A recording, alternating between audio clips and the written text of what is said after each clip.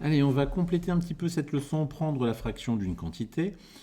Donc on avait une petite phase de découverte où on se posait la question, combien de minutes y a-t-il dans 3 quarts d'heure? Bon, on va commencer par une chose simple déjà, dans une heure plutôt, on sait qu'il va y avoir 60 minutes. On sait que c'est une relation de proportionnalité entre les heures et les minutes. Dans 2 heures, j'ai 2 fois 60 minutes, etc., etc. Et donc, dans 3 quarts d'heure, j'ai combien de minutes? Eh bien, il n'y a aucune raison que ça change. Je vais avoir, alors je peux utiliser la couleur ici pour bien l'indiquer, 60 fois 3 quarts. Ou 3 quarts fois 60. D'accord? Minutes. Voilà. Alors maintenant, on me demande d'effectuer quelques opérations, parce que comment effectuer cette opération-là? 3 quarts fois 60 ou 60 fois 3 quarts, c'est pas forcément simple de l'effectuer. Alors, on nous demande de calculer quelques opérations. Ça nous permet de revoir comme ça les priorités opératoires. Ici, on a les parenthèses, priorité donc, au calcul entre parenthèses. 3 fois 60, 180, divisé par 4. Donc 180 divisé par 4, ça nous fait 45. A égale 45. Allez, on continue. Ici, B. B égale à quoi? 3 fois, entre parenthèses, 60 divisé par 4. Eh bien, priorité ici aux parenthèses. Donc 60 divisé par 4. Bah, tiens, c'est simple ça. 3 fois 15. Tiens, B égale 45. Ah, les deux sont identiques. Bon, ici, c'était assez simple de trouver le calcul. On pouvait le faire facilement de tête. Bon, maintenant ici on va le faire. Tiens, 3 divisé par 4. Alors ça, on doit le savoir. 3 divisé par 4, 3 quarts. On sait que l'écriture décimale, c'est 0,75. Ça, hein, il y a des quotients comme ça qu'il faut connaître par cœur. Donc là, 0,75 fois 100, bon, ben, il faut poser hein, la multiplication, c'est pas forcément simple.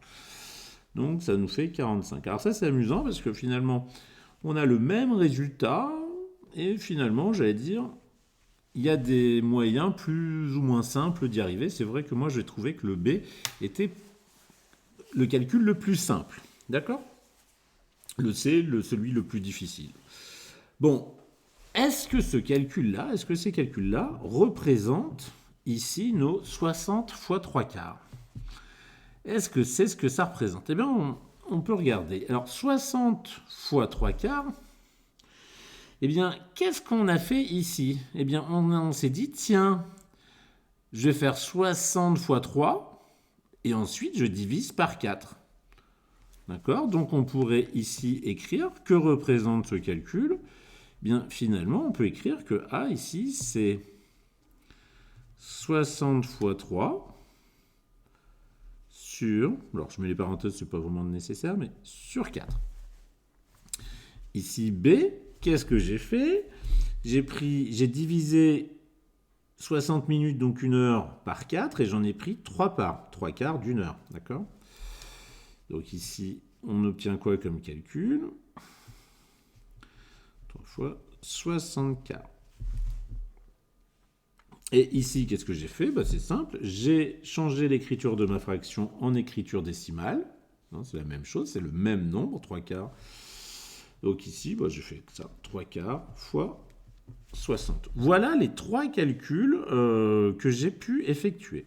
Et on se rend compte de quoi hein? C'était l'objectif ici de ce petit exercice. On se rend compte que quand on doit faire 60 fois 3 quarts, eh bien en fait on peut choisir la méthode qu'on veut. On peut faire 60 fois 3 ensuite divisé par 4, 3 quarts ensuite fois 60 ou 60 divisé par 4 ensuite par 3. Et bien sûr à chaque fois il y a un sens hein, de calcul, mais on arrive au même résultat. Alors, combien de minutes y a-t-il dans 5 douzièmes d'heure? Alors, on va tester les opérations qu'on a pu faire avant. Alors, je bouge un peu la caméra, pardon. Voilà. Dans 5 douzièmes d'heure, alors, je vais garder les mêmes lettres. A, qu'est-ce qu'on va faire? Eh bien, 5 douzièmes d'heure, c'est 5 douzièmes fois 60 minutes, d'accord? Donc, combien de minutes dans 5 douzièmes d'heure? Donc ici, qu'est-ce qu'on avait fait? On avait fait 3 fois 60 divisé par 4. Donc ici, on va faire 5 fois 60. Hein. Combien y a-t-il finalement de minutes dans 5 heures? Il y a 5 fois 60 minutes. Et ensuite, on va diviser tout ça par 12. Est-ce que donc ça fonctionne, hein? Ça nous fait 300, priorité opératoire, 300 divisé par 12. Et ça, c'est égal à 25. Parfait. On va faire le petit b.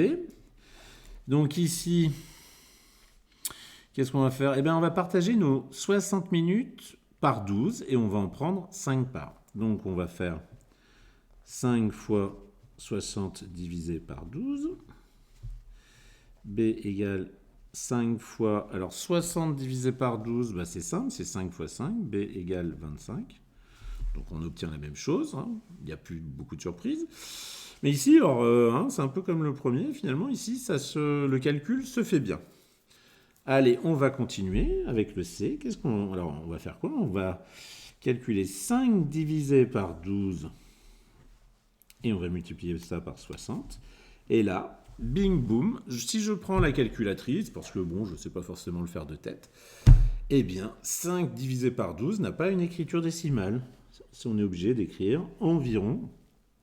Donc ça nous fait 0,467 fois 100. Et là, bon, bah, ça marche pas très bien parce que on va obtenir une approximation. Alors, forcément, on va obtenir quelque chose de très proche de 25, mais ici, en utilisant comme ça, en faisant cette division en premier, eh bien, on obtient ici un arrondi. Bon, alors on se rend compte qu'on peut faire bien sûr toutes les opérations, mais que ça dépend du calcul. Parfois, hein, il y a certains calculs qui se font mieux.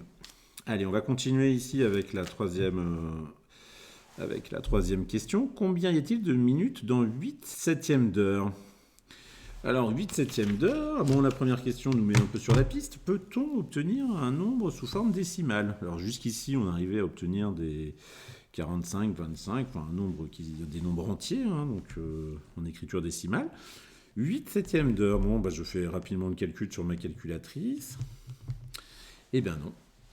Eh bien non, je peux vous montrer le résultat ici. 8 septièmes d'heure, ça ne marche pas. Bah alors moi j'ai fait 8 divisé par 7 fois 60. Alors c'est peut-être le problème. Allez, hop, je vais faire un nouveau calcul. Je vais faire, alors pas 8 divisé par 7, je vais faire 8 fois 60 divisé par 7. Ah bah non, je trouve toujours pas d'écriture décimale. Et puis si je fais le troisième, je peux en trouver. Bah non, j'ai l'impression qu'on ne peut pas trouver une écriture décimale à 8 septièmes, 8 septièmes d'heure exprimée en minutes. Alors, proposer une réponse exacte sous la forme d'une fraction, puis une réponse à 1 minute près. Ah bah alors, sous la forme d'une fraction, alors bon, c'est ici, j'ai peut-être pas laissé assez de place, c'est dommage.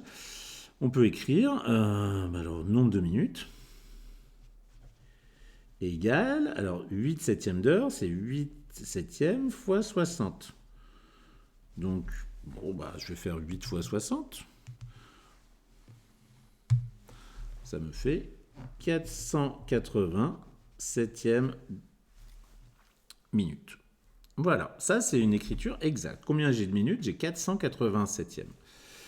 Et donc ici, le nombre de minutes. Maintenant, là, c'est l'écriture exacte.